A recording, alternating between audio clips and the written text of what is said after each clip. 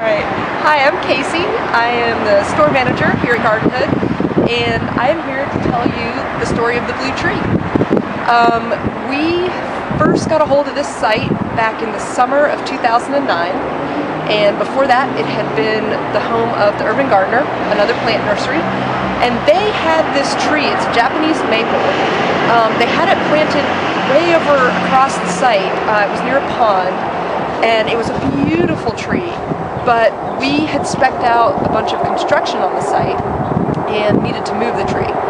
So we had some big equipment on site back in August of '09, and even though August is not an ideal time to move a tree, we decided it was then or never. So we gave it our best shot, put it in its new home, took good care of it through that fall and winter, which I don't know if you remember, but the winter of 2009 was kind of a brutal one. We were a little worried about it, but it did leaf out in the spring of 2010, so we thought, great, all right.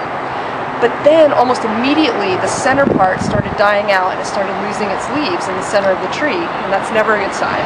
So we kept an eye on it, and by the middle of the summer of 2010, the tree lost all of its leaves. It was completely defoliated, and we just thought there was no hope for it. We scratched the stem in several places, and it was just brown. There was no signs of life.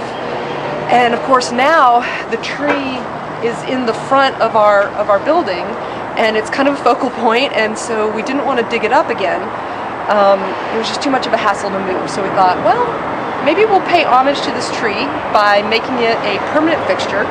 We will paint it blue and make it a bottle tree. And so one very hot July day, we took some time and we painted it blue, and thought it looked great.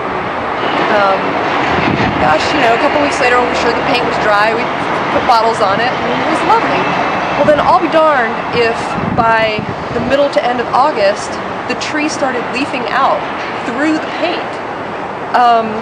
And we were just floored, and we had no idea. We thought, okay, gosh, well, this just must be a freak of nature. Maybe its last gasp at life, and it's putting leaves out. Surely by fall it'll be dead.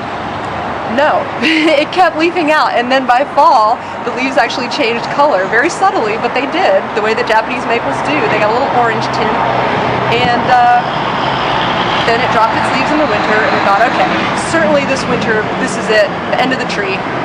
Well, look at it now. It has more leaves than it did last spring. So that's the story of the blue tree.